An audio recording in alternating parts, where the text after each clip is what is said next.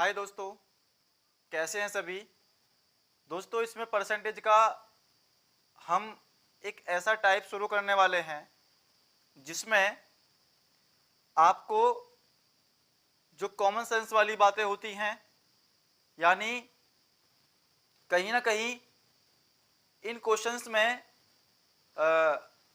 आपकी कहीं ना कहीं समझदारी ही काम करेगी, क्योंकि ऐसे क्वेश्चंस आपकी समझदारी के ऊपर डिपेंड करते हैं।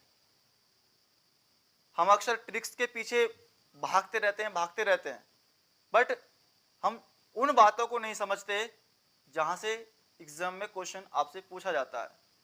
उन क्वेश्चंस को हम स्किप कर देते हैं, उन क्वेश्चंस को हम छोड़ देते हैं, बट उन्हीं का सॉल्यूशन करने के लिए मैंने ये आपके लिए ये वीडियो बनाई है, ये लेक्चर यहाँ पर मैंने शो किया है। आप इसको समझने की कोशिश करें। देखिए दोस्तों, क्वेश्चन कुछ ब्रॉडली होगा, तो आप क्वेश्चन को साथ के साथ लिख सकते हैं। आप क्वेश्चन को साथ के साथ लिख सकते हैं, क्योंकि क्वेश्चन को लिखने से टाइम वेस्ट होगा, और उस टाइम को वेस्ट ना करके विदाउट वेस्टिंग योर टाइम को बिना बर्बाद किए हुए हम सीधा सॉल्यूशन की ओर बढ़ेंगे। जैसे मैं क्वेश्चन बोले देता हूं।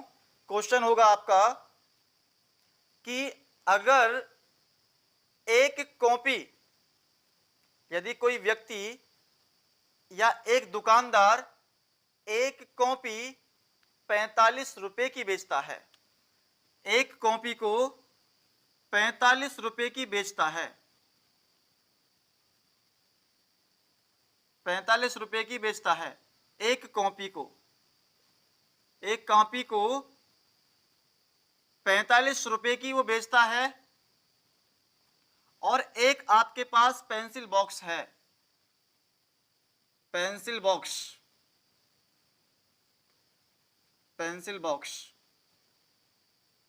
एक पेंसिल बॉक्स को वह 80 रुपए में बेचता है। कितने रुपए में? 80 रुपए में बेचता है। और एक कॉपी को 45 रुपए में बेचता है, और बेचने के बाद इस पर वह 4% का लाभ 4% का लाभ कमाता है। 4% का लाभ कमाता है। लेकिन एक पेंसिल बॉक्स को 80 रुपए में बेचता है, और इस पर बेचने के बाद वह 20% का लाभ कमाता है दोस्तों।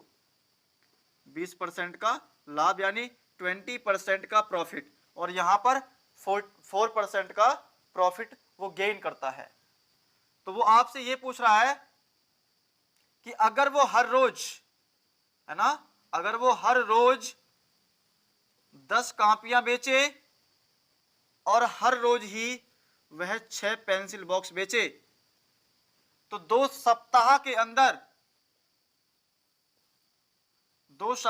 अंदर वह कितना धन कमाएगा? कितना धन कमाएगा? कितना धन कमाएगा? ये उसका क्वेश्चन है। उसने ये नहीं पूछा है। देखिए, ये कॉमन सेंस वाली बात है। अक्सर हम करते क्या है, परसेंटेज का चैप्टर हम खत्म करने के बाद हम सीधा क्या करते हैं, 4% का लाभ कमा रहा है तो 45 गुणा 104/100, 45 गुणा 104/100। लेकिन हम उस बात पर ध्यान नहीं देते कि हमसे क्वेश्चन में पूछा क्या है। आपसे पूछा है वह कितना धन कमाएगा। यानी आपने एक पेंसिल 45 रुपए, एक कॉपी 45 रुपए की बेची है, तो आपने उस पर कितने परसेंट का लाभ कमाया है? 4% का। यानी आपने 100 रुपए पर 4 रुपए कमाए हैं। केवल 100 रुपए पर 4 रुपए कमाए हैं। तो वो कितने कमाए हैं उसने 100 रुपए पर? 4 रुपए। तो उसने वही आपसे बात पूछी है, कितना धन कमाएगा। क्योंकि जिसमें उसने वो वस्तु खरीदी होगी वो तो ऑलरेडी उसके पास वो पैसा था ही, लेकिन उसको खरीदने के बाद उसने उसको बेचा है। देखिए आपको देखने में ऐसा लग रहा है कि लाभ और हानि का क्वेश्चन है, लेकिन ये परसेंटेज के चैप्टर में ये क्वेश्चन दिया हुआ है। ये लाभ हानि का क्वेश्चन नहीं है, ये परसेंटेज से रिलेटेड कुछ कॉमन सेंस लगाने का क्वेश्चन है ना। ऐसे क्वेश्चन देखना चाहते हैं कि आप कितने समझदार हैं। तो उसने सिर्फ आपसे ये पूछा है कि आप कितना धन कमाएंगे, केवल आपकी कमाई पूछी है। जो आपके पास पहले से था वो तो ऑलरेडी था, लेकिन आपने कितना और कमा लिया, तो वो आपसे पूछना चाह रहा है ना। एक पेंसिल बॉक्स 45 रुपए का बेचता है और एक दिन में कितने पेंसिल बॉक्स बेचता है? 10। तो यानी 450 रुपए की पेंसिल बॉक्स वो बेच देता है। और एक पेंसिल बॉक्स यानी 45 रुपए पर 4% का लाभ वो कमाता है। तो आप 104 नहीं निकालेंगे, सीधा 4/100 निकालेंगे, क्योंकि सिर्फ आपसे जो पूछा गया है कमाई गई धनराशि आपसे पूछी गई है, ना कि टोटल धनराशि। अगर उसमें आपका पहले का भी इंक्लूड होता तो आप सीधा निकालते 104/100, लेकिन आप यहां पर 104/100 नहीं निकालेंगे, क्योंकि आपसे केवल कमाई गई धनराशि आपसे वो पूछ रहा है। ठीक है, एक पेंसिल बॉक्स 80 रुपए का बेचता है, तो वो एक दिन में कितने पेंसिल बॉक्स बेचता है? 6, यानी 8 × 48, 480 रुपए के। और इस पर कितना लाभ वो कमा रहा है? 20% का लाभ कमा रहा है, यानी 20/100। और एक दिन में ये कितना पैसा कमा लेता है? कैलकुलेशन कर लो, कैलकुलेशन कर लो। ये इससे यहां कैंसिल, 2 पंजे 9 पंजे, 2 दूनी और 9 दूनी 18, यानी 18 तो यहां से आ गया, प्लस 0 0 0 0, 48 दूनी 96, यानी इसको आपने जोड़ा तो कितना आया? 114, 114। तो ये तो एक दिन की कमाई है, क्योंकि हर रोज वो कितना कमा लेता है? 114 रुपए। हर रोज कितना कमा लेता है? 114 रुपए कमा लेता है। लेकिन आपसे पूछा है 2 सप्ताह के अंदर वह कितना धन कमाएगा। 2 सप्ताह के अंदर, जब एक दिन में 114 रुपए कमाता है, तो 2 सप्ताह में यानी 14 दिन में कितने कमाएगा? एक सप्ताह में कितना? 7 दिन, और 2 सप्ताह में कितना? 14 दिन। तो यहां से आप गुणा कर लेंगे, आपका आंसर निकल करके आएगा सीधा सीधा 1596 रुपए। आशा करता हूं क्वेश्चन आपके समझ में आया होगा।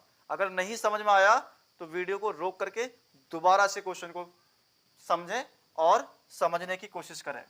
ठीक है, फिर भी आपकी कोई बात समझ में नहीं आती है तो आप कमेंट करें और बताएं अपनी प्रॉब्लम कि कहां से आपको बात समझ में नहीं आई, क्योंकि अगली वीडियो में मैं उस बात को समझा सकता हूं। ठीक है, अगर नेक्स्ट क्वेश्चन की आपसे हम बात करते हैं, देखिए नेक्स्ट क्वेश्चन आपका होगा, अमन का खर्च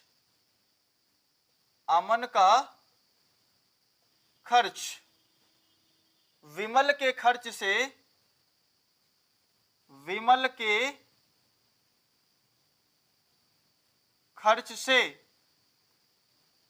30% अधिक है, 30% अधिक है, तथा विमल का खर्च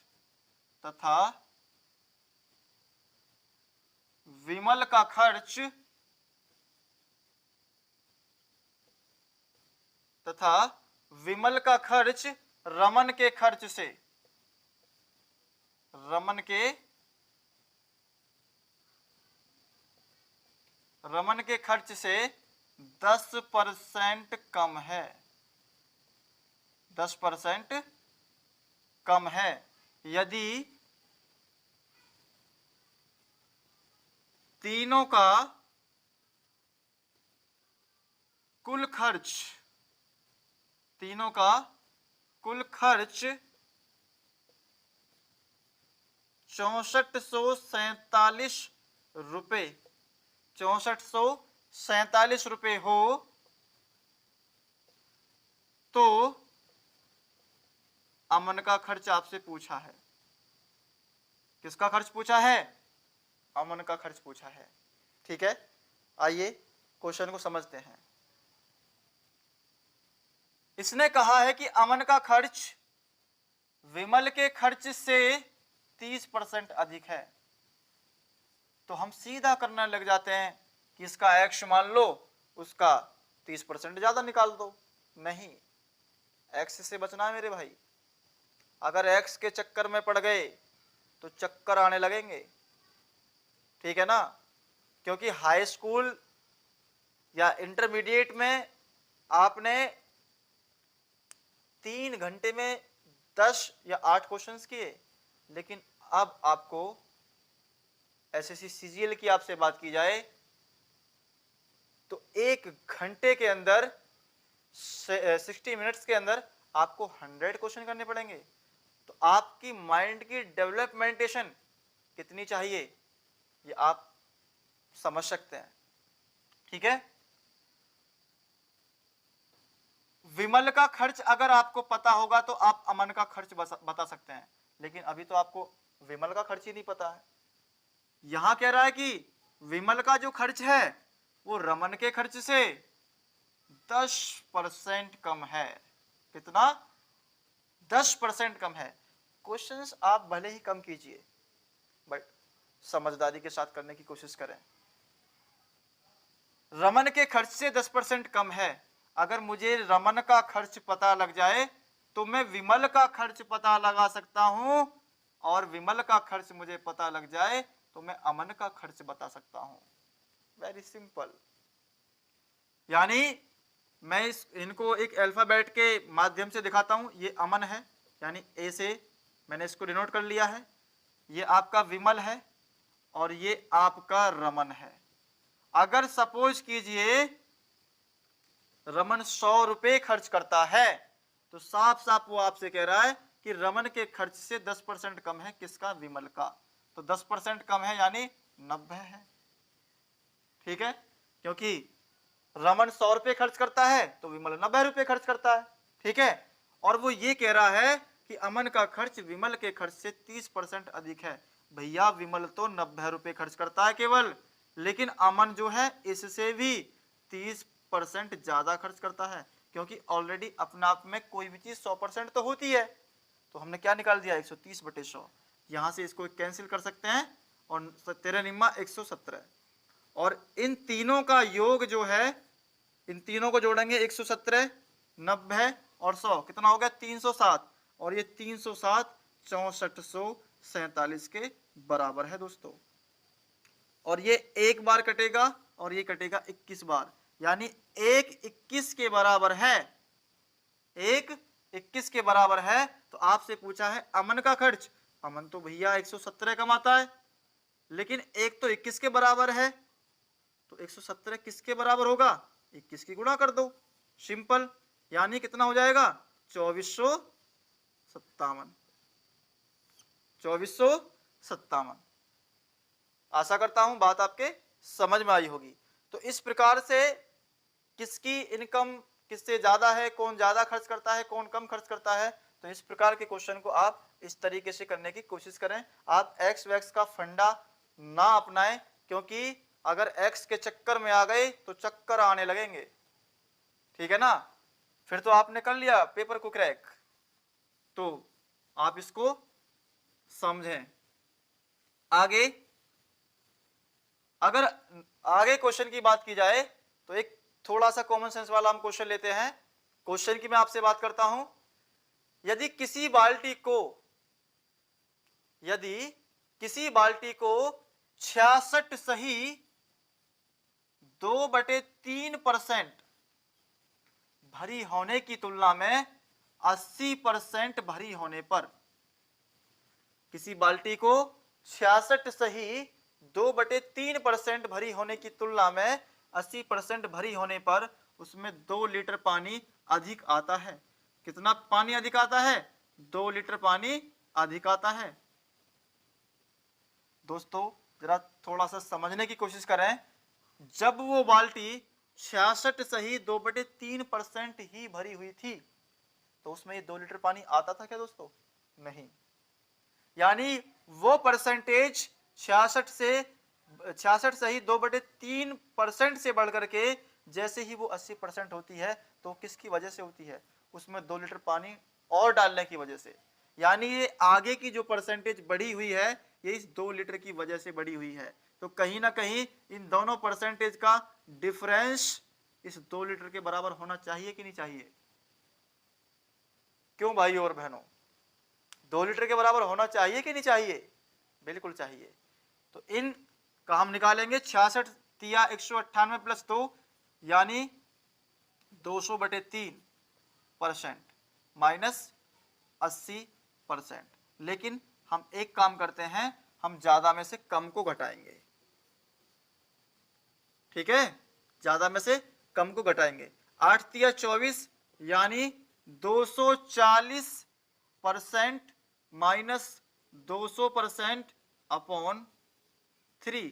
तो आपके पास बचा 40/3%, जो कि किसके बराबर है? 2 लीटर के बराबर है। और इस परसेंटेज को आप हटाएंगे तो नीचे आप 100 लगा देंगे और ये 100 जाएगा इधर, यानी 300 इधर चल पहुंच जाएगा और ये 40 यहां से कट करके सीधा यहां पहुंच जाएगा और इससे ये कैंसिल और इससे ये कैंसिल और इससे ये कैंसिल, यानी 15 लीटर।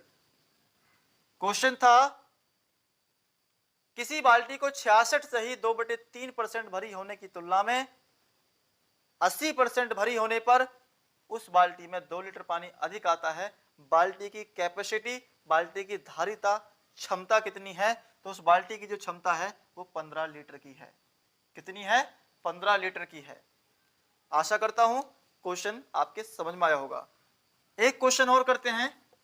वीडियो को हम ज्यादा लार्ज नहीं करेंगे, ज्यादा ब्रॉडली नहीं बनाएंगे, क्योंकि फिर चीजें आप लोग स्किप करना शुरू कर देते हैं, क्योंकि आप लोगों के अंदर जो आलस्य भरा पड़ा है वो तो आप स्वयं ही जानते होंगे, आप आलसी हैं या मेहनती हैं।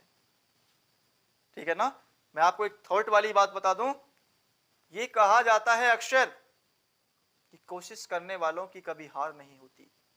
ये कहा जाता है कि कोशिश करने वालों की कभी हार नहीं होती, लेकिन मैं आपसे कहता हूं कहीं ना कहीं बात तो वही है, कोशिश करने का मतलब मेहनत से है, लेकिन इसमें थोड़ा सा दम देने की मैं कोशिश करता हूं। कोशिश करने वालों की हार हो सकती है, क्योंकि कोशिश तो सभी करते हैं, क्योंकि कोशिश वो भी करते हैं जो बहुत कम पढ़ते हैं, लेकिन उनमें से कुछ बच्चे ऐसे होते हैं जो बहुत ज्यादा मेहनत करते हैं। कोशिश करने वालों की हार हो सकती है, बट मेहनत करने वालों की कभी हार नहीं होती, क्योंकि उनको उनकी मेहनत के हिसाब से जरूर मिलता है, बट उसमें हम मेजरमेंट नहीं कर सकते एक टाइम पीरियड का।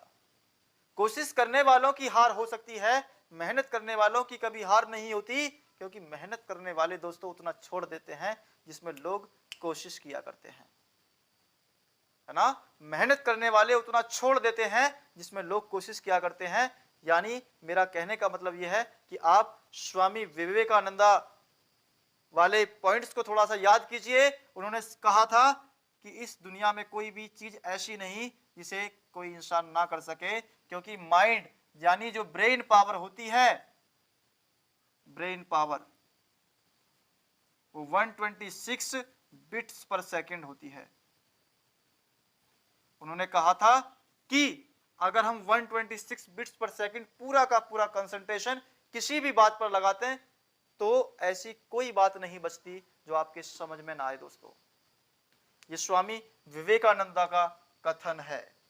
तो आगे नेक्स्ट क्वेश्चन की आपसे मैं बात करता हूं, और इस वीडियो का आज लास्ट क्वेश्चन होगा, क्योंकि थोड़ा कहना ज्यादा समझना। देखिएगा, क्वेश्चन है, क्वेश्चन कुछ इस प्रकार से है, यदि किसी व्यक्ति की आय 13,500 रुपए है, कितनी है? 13,500 रुपए। यानी कोई व्यक्ति है, उसकी इनकम 13,500 रुपए है दोस्तों, और उसका जो व्यय है यानी खर्च वो कितना है? 9,000 रुपए। कितना है? 9,000 रुपए। लेकिन अगले वर्ष क्या होता है? अगले वर्ष अगले वर्ष वह अपनी इनकम में 14% वृद्धि कर लेता है, यानी उसकी इनकम 14% बढ़ा दी जाती है। तो जैसे उसकी इनकम बढ़ी तो वैसे ही उसका खर्च भी बढ़ गया दोस्तों। तो उसने क्या किया, 7% अपनी इनकम को भी, सॉरी, अपने खर्च को भी बढ़ा दिया। ठीक है ना, अपने खर्च को भी बढ़ा दिया। लेकिन सॉरी, अगले वर्ष उसने 14% अपने खर्च इनकम को बढ़ा दिया और खर्च को कितना बढ़ा दिया, 7% बढ़ा दिया। तो वो आपसे ये पूछ रहा है तो उसकी बचत में कितने प्रतिशत की वृद्धि आई, उसके यानी बचत में कितने परसेंट की वृद्धि होती है। तो देखिए, जब उसकी इनकम को नहीं बढ़ाया गया था तो वो कुछ कमा भी रहा था, उसकी इनकम भी कुछ थी और वो खर्च भी कर रहा था। तो वो कितना बचा रहा था, पहले वृद्धि होने से पहले वो बचा रहा था 4500 रुपये। यानी इस टाइम इसकी बचत कितनी है, इसकी बचत कितनी है, 4500 रुपये। क्योंकि 13,500 वो कमाता था और 9,000 रुपये खर्च करता था, तो बचाता कितना था, 4500 रुपये। ये तो दोस्तों कॉमन सेंस वाली बातें हैं, इसमें कहां से आप ट्रिक फॉलो करोगे। तो कुछ इस प्रकार के क्वेश्चंस आपसे आजकल एग्जाम में पूछे जा रहे हैं। ठीक है, तो कहीं ना कहीं हमारी समझदारी ही काम आती है। आप चीजों को कोऑपरेट करने की कोशिश करें, आप मुझे समझने की कोशिश करें दोस्तों। ठीक है, उसके बाद 14% की इसमें वृद्धि कर दी जाती है, यानी 13,500 में 14% की वृद्धि, यानी 114 बटे आप 100 निकाल देंगे सीधा, ये निकाल लिया यहां से। तो 114 की गुणा आप कर लेंगे 135 में, कितना हो जाएगा, 5 चौक 20, 4 तिया 12 और 2 14, 4 एकम 4 और 1 5, और ये आपका हो जाएगा 135 और 135। यहां पर गुणा का साइन लगा दो और इसको आप ऐड कर लो, कितना है 0, या आंसर को आप यहां लिख लें 0, सीधा यहीं पर लिख लो 0, 5 और 4 9, 5 और 5 10 और 3 13, 3 और 1 4 और 1 5, यानी 15,390 रुपये और उसकी सैलरी है। 14% बढ़ा देने के बाद 13,500 से बढ़ करके उसकी इनकम हो जाती है 15,390, लेकिन उसका खर्च भी तो बढ़ता है, तो 9,000 का आप 107% निकाल देंगे, इससे ये कैंसिल, 6,930 रुपये। ठीक है ना, 9 सत्ते 63, सॉरी 9 सत्ते 63, 6 और 9 एकम 9, सही है, 9,630 रुपये। उसका जो खर्च है 9,630 रुपये है। तो अब वो कितना बचा रहा है, अब वो कितना बचा रहा है, यानी वो बचा रहा है अब 5760 रुपये, क्योंकि अब उसकी सैलरी कितनी है 15,390 और खर्च कितने कर रहा है 9,630 रुपये, तो बचा कितने रहा है 5760 रुपये। पहले कितने बचा रहा था 4,500 रुपये, और अब कितने बचा रहा है 5760 रुपये। तो इसकी बचत में कहीं ना कहीं क्या हो रही है, वृद्धि हो रही है, यानी प्लस हो रही है ना। तो कितना प्लस हो रहा है, 5760 में से आप 4,500 को घटाएंगे, 5760 में से आप 4,500 को घटाएंगे तो कितना बचेगा 1260, कितना बचा 1260, और ये वृद्धि किस पर हुई है 4,500 पर, गुणा 100 कर दो। ठीक है, इससे ये कैंसिल, इससे ये कैंसिल, 45 का भाग करोगे 28% आपका आंसर आ जाएगा। यानी उसकी बचत में पहले के हिसाब से 28% की वृद्धि हुई है, 28% का इंक्रीमेंट उसकी बचत में, ठीक है ना, हुआ है। आशा करता हूं ये सारे के सारे पॉइंट, ये सारे के सारे क्वेश्चंस, ये सारे के सारे फैक्ट, यानी कहीं ना कहीं जो आपकी समझदारी को डेवलप करते हैं, ये आपके समझ में आए होंगे। तो दोस्तों वीडियो को लाइक करें, शेयर करें, सब्सक्राइब करें और ऑल नोटिफिकेशन के बेल आइकन को जरूर दबाएं, ताकि आने वाली हर एक वीडियो का नोटिफिकेशन आपको आसानी से मिल पाए। दोस्तों thank you, have a nice day.